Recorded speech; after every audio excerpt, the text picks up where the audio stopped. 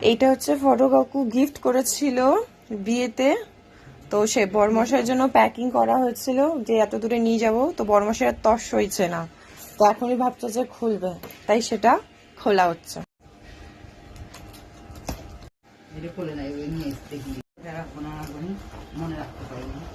দেখো খুব ভালো লাগছে, তোমার মনের মতন লাগছে যেমন তুমি চেয়েছিলে।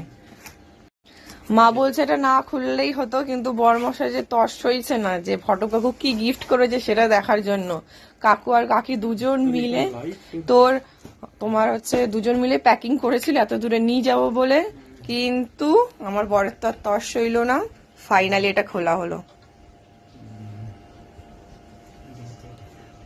পুরোটা এখনো হয়নি, এটার আরো সিস্টেম আছে। ফাইনালি দেখতে এরকম, যদি আমিও জানতাম এরকমটাই হবে, কিন্তু মা আর বর জানতোই না।